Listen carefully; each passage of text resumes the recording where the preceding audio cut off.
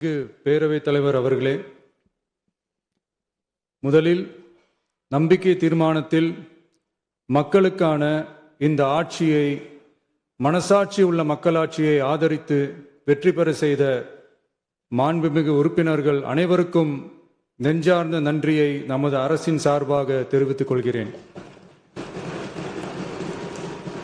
நடைபெற்று முடிந்த சட்டமன்ற தேர்தலில் எந்த அணியும் இல்லாமல் தனி அணியாக, தனி சிறப்புமிக்க அணியாக, மக்கள் அணியாக, மக்களை விரும்பும் அணியாக, மக்கள் விரும்பும் அணியாக களம் காண்டோம். 1967 and 1977 தேர்தல்கள் வாயிலாக அமைந்த சாமானியர்களின் அரசை போலவே 2026 சட்டமன்ற தேர்தல் வாயிலாக தமிழக வெற்றிக் கழகமும் சாமானியர்களின் அரசையே அமைக்கும் என்று மக்களிடம் தீர்மானமாக கூறினோம். மக்களும் நம் மீது நம்பிக்கை வைத்து தீர்மானமாக வாக்களித்தனர். வாகை சூடும் அந்த வரலாறு திரும்பியது. விசில் அலை வெற்றி அலையாக மாறியது. ஒரு விரல் புரட்சி விசில் புரட்சியானது.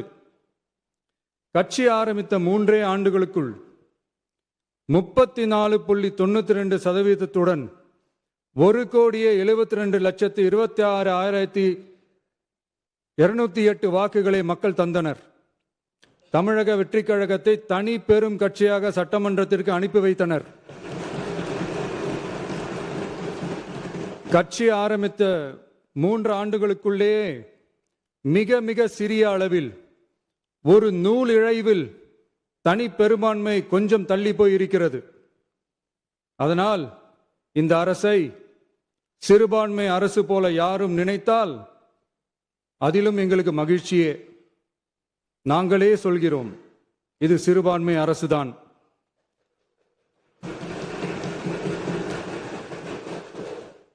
சிறுபான்மை மக்களுக்கான பாதுகாப்பை உண்மையாக நிலைநாட்டும் அரசுதான். அது மட்டுமல்ல, பெண்கள், குழந்தைகள், முதியோர்கள், இளைஞர்கள், அரசு ஊழியர்கள், ஆசிரியர்கள் மற்றும் உழைக்கும் வர்க்கத்தினர் என அனைத்து மக்களுக்குமாக அமைந்த அரசுதான் இந்த அரசு. அந்த நம்பிக்கை அனைவருக்கும் ஏற்பட்டதால் தான் இந்த நம்பிக்கை தீர்மானத்தில் அது நிரூபிக்கப்பட்டிருக்கிறது. இந்த நேரத்தில் இந்த மாமன்றத்தில் நமது அரசு சார்பாக சில உத்தரவாதங்களை நான் தர வேண்டும் என்று விரும்புகிறேன். தமிழக வெற்றிக் கழகத்தின் கொள்கை தலைவர்களான தந்தை பெரியார், பெருந்தலைவர் காமராஜர், அண்ணல் அம்பேத்கர், வீரமங்க வேலு நாச்சியார், மக்கள் சேவகர் அஞ்சலை அம்மாள் ஆகியோரின் வழிகாட்டுதலுடன் இந்த மக்கள் அரசு மனசாட்சி உள்ள மக்களாட்சியை தரும் என்று உறுதியளிக்கிறேன். சமூக நீதி, சமநீதி, சம வாய்ப்புடன், உண்மையான உறுதியான ஜனநாயகத்துடன், மதச்சார்பற்ற சமூக நீதி கொள்கைகளுடன் இந்த அரசு நடக்கும். அதில் சிறிதும் மாற்றமில்லை. நம்முடைய இந்த ஆழமான நம்பிக்கையை மனதார நம்பி வாக்களித்த அனைத்து இயக்கங்களின் தலைவர்களுக்கும், அந்த இயக்கங்களை சேர்ந்த மாண்புமிகு உறுப்பினர்களுக்கும் மீண்டும் நன்றியை தெரிவித்துக் கொள்கிறேன்.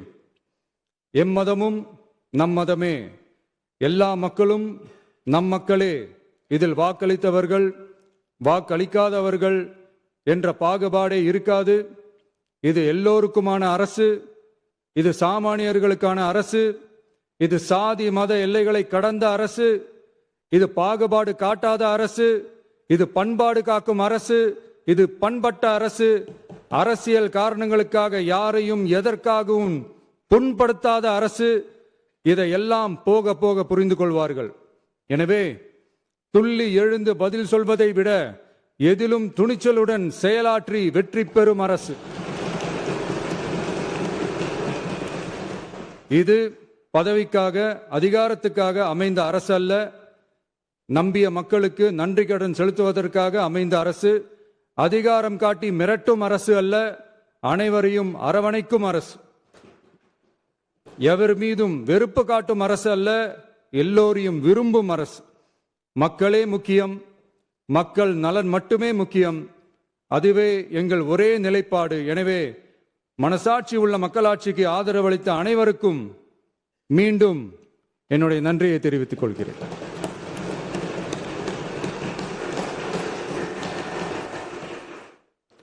பேரவை மீண்டும் கூடும் நாள் குறிப்பிடப்பெறாமல் ஒத்திவைக்க பெறக்கோரும் தீர்மானம் மாண்புமிகு பேரவை முன்னவர் அவர்கள். மாண்புமிகு பேரவைத் தலைவர் அவர்களே, பேரவை விதி 25 கீழ் பேரவை மீண்டும் கூடும் நாள் குறிப்பிடாமல் ஒத்திவைக்க பெறலாம்.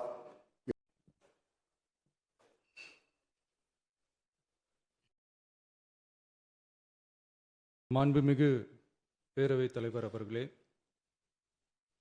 திரு சி ஜோசப் விஜய் அவர்களை முதலமைச்சராக கொண்ட அமைச்சரவை மீது இப்பேரவை தனது நம்பிக்கையை தெரிவிக்கிறது என நான் மொழிந்துள்ள அரசினர் தீர்மானத்தின் மீது அனைத்து கட்சிகளை சார்ந்த மாண்புமிகு உறுப்பினர்கள் தங்களது கருத்துக்களை தெரிவித்து தீர்மானத்தை ஆதரித்தும் எதிர்த்தும் உரையாற்றியுள்ளனர். உரையாற்றிய உறுப்பினர்கள் அனைவருக்கும் என்னுடைய நன்றியை முதற்கண் தெரிவித்துக் கொள்கிறேன். இந்திய தேசிய காங்கிரஸ் கட்சி சார்பாக உரையாற்றிய மாண்புமிகு திரு சே ராஜேஷ்குமார் அவர்கள் தீர்மானத்தை வரவேற்றதோடு மட்டுமல்லாமல் மதசார்பற்ற அரசுக்கான ஆதரவு என கூறினார்கள். நிச்சயமாக இந்த அரசு மதசார்பற்ற அரசாகத்தான் செயல்படும் என்கிற உறுதியை தெரிவித்துக் கொள்கிறேன்.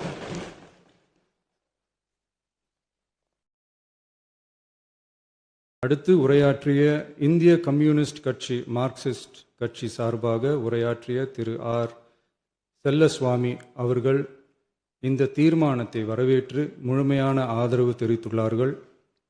விடுதலை சிறுத்தைகள் கட்சி சார்பாக உரையாற்றிய மாண்புமிகு உறுப்பினர் திரு வன்னி அரசு அவர்கள் உரையாற்றுகையில் நம்பிக்கை வாக்கெடுப்பில் வெற்றி பெற்று இந்த அரசு 5 ஆண்டுகள் தொடரும் என நம்பிக்கை தெரிவித்தமைக்கு என்னுடைய நன்றியை தெரிவித்துக் கொள்கிறேன். ஆதரிப்பவர்களுக்கு மட்டுமான அரசல்ல, எதிர்ப்பவர்களுக்கான அரசும் இது என சுட்டிக்காட்டியமைக்கு எனது நன்றியை தெரிவித்துக் கொள்கிறேன். முந்தைய அரசுகளால் கொண்டு வரப்பட்ட முக்கிய மக்கள் நலத்திட்டங்கள் தொடரும் என்ற உறுதியை தெரிவித்துக் கொள்கிறேன்.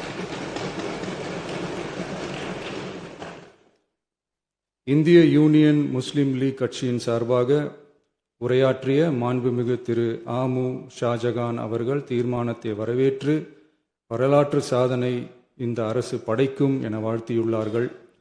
மாண்புமிகு உறுப்பினர் திரு எஸ் காமராஜ் அவர்கள் தீர்மானத்தை வரவேற்று உரையாற்றியுள்ளார்கள். இந்திய கம்யூனிஸ்ட் கட்சி சார்பாக உரையாற்றிய மாண்புமிகு திரு ராமச்சந்திரன் அவர்கள் தீர்மானத்தை வரவேற்று பேசியுள்ளார்கள். தேசிய முற்போக்கு திராவிட கழகத்தின் சார்பாக உரையாற்றிய மாண்புமிகு உறுப்பினர் திருமதி பிரேமலதா விஜயகாந்த் அவர்கள் உரையாற்றுகையில் எதிர்கட்சிகளை எதிரி கட்சிகளாக நினைக்காமல் எங்கள் அரசு செயல்படுவது குறித்து குறிப்பிட்டு வாழ்த்து தெரிவித்தமைக்கு என்னுடைய நன்றி. மேலும் ஓரிரண்டு கருத்துக்களை தெரிவித்து தெளிவுபடுத்த வேண்டுமென்று கேட்டுக்கொண்டார்கள். I will rethink about it. தமிழ்நாட்டை ஆண்ட பல்வேறு கட்சிகளை சார்ந்த அரசுகள் இந்த நாட்டு மக்களின் நலனை முன்னிலைப்படுத்தி தீட்டிய திட்டங்கள் சமூக நீதிக்கு முன்னுதாரணமாக திகழ்ந்து நிறைவேற்றப்பட்ட சட்டங்கள் எங்கள் கட்சியின் கொள்கை தலைவர்களின் எண்ணங்கள் என இவற்றை மனதிலே கொண்டு எங்களுடைய ஆட்சி நடைபெறும் என்கிற உறுதியை மட்டும் தெரிவித்துக் கொள்கிறேன். பாரதிய ஜனதா கட்சி சார்பாக பேசிய திரு எம் போஜராஜன் அவர்கள் நடுநிலை வகிப்பதாக தெரிவித்து உரையாற்றியுள்ளார்கள். பாட்டாளி மக்கள் கட்சியின் சார்பாக அடுத்து உரையாற்றிய மாண்புமிகு முனைவர் திருமதி சௌமியா அன்புமணி அவர்கள் உரையாற்றுகையில் விவசாயிகள், இளைஞர்கள், மகளிர் நலன், மது ஒழிப்பு குறித்து செயல்படுத்தப்பட வேண்டிய திட்டங்கள் குறித்து குறிப்பிட்ட தீர்மானத்திலிருந்து விலகி நிற்பதாக தெரிவித்துள்ளார்கள். மகளிர் பாதுகாப்பிலிருந்து தவிர எந்த அரசு இம்மியளவும் இடம் தராது. அடுத்து உரையாற்றிய மாண்புமிகு திரு மு தமிழன் அன்சாரி, மாண்புமிகு திரு கே நித்யானந்தன், மாண்புமிகு முனைவர் எம்எச் ஜவாஹிருல்லா, மாண்புமிகு திரு எடப்பாடி கே பழனிசாமி அவர்கள் மற்றும் ஆகியோர் உரையாற்றுகையில் தீர்மானத்தை எதிர்த்து உரையாற்றியுள்ளார்கள். எதிர்க்கட்சி தலைவர் வெளிநடப்பு செய்துவிட்டார்கள். மாண்புமிகு திரு எஸ்பி வேலுமணி அவர்கள் தீர்மானத்தை ஆதரித்து உரையாற்றியுள்ளார்கள். குதிரை பேரத்தில் எமது அரசு ஈடுபடுகிறது என்ற கருத்தை தெரிவித்த மாண்புமிகு உறுப்பினர் அவர்களுக்கு நான் ஒன்றை மட்டும் சொல்லிக் கொள்கிறேன். இந்த அரசு குதிரை வேகத்தில் செயல்படுகிற அரசே தவிர குதிரை பேரத்தில் ஈடுபடுகிற அரசு இல்லை என்பதை ஆணித்தரமாக தெரிவித்துக் கொள்கிறேன். நம் தமிழ்நாட்டின் முன்னேற்றத்திற்கு உழைத்த தலைவர்கள் வழிகாட்டிய கொள்கைகளிலிருந்து இம்மி அளவு விலகாமல் நிச்சயமாக இந்த ஆட்சி நடைபெறும். எனவே நான் மொழிந்துள்ள இத்தீர்மானத்தை மாண்புமிகு உறுப்பினர்கள் அனைவரும் ஏகமனதாக நிறைவேற்றித் தர வேண்டும் என்று கேட்டுக்கொண்டு அமர்கிறேன்.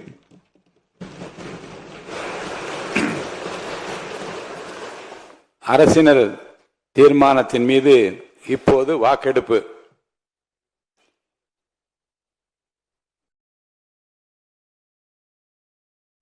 தமிழ்நாடு சட்டமன்ற பேரவை விதி 99 கீழ் ஒரு தீர்மானத்தை நிறைவேற்ற வாக்கெடுப்பிற்கான 2 நடைமுறைகளில் ஏதேனும் ஒரு முறையில் வாக்கெடுப்பு, அதாவது குரல் வாக்கெடுப்பு அல்லது எண்ணி கணிக்கும் வாக்கெடுப்பு முறையில் வாக்கெடுப்பு நடத்தப்பட வேண்டும் என விதிகளில் உள்ளது. விதி 99 உள்விதி 1 கீழ் இத்தீர்மானத்தை நிறைவேற்ற குரல் வாக்கெடுத்து நடத்தப்படலாம். எனினும் தீர்மானத்தின் முக்கியத்துவத்தை கருதியும் இதுபோன்ற முன் நிகழ்வுகளில் ஏற்கனவே இப்பேரவையில் கடைபிடிக்கப்பட்டு வரும் கணக்கெடுப்பு முறையினையும் விதி 99 உள்விதி 3 குறிப்பிட்டுள்ளவாறு எண்ணி கணிக்கும் முறையில் வாக்கெடுப்பு நடத்த முனைகிறேன். பேரவை விதி 99 உள்விதி 3 குறிப்பிட்டுள்ளவாறு தற்போது அவை முன் உள்ள தீர்மானம் எண்ணி கணிக்கும் முறைப்படி வாக்கெடுப்பிற்கு விடப்படுகிறது. பேரவை முதன்மை செயலாளர் அவர்கள் அழைப்பு மணியை, அதாவது கோரம் பெல் 3 முறை ஒலிக்க செய்வார்கள்.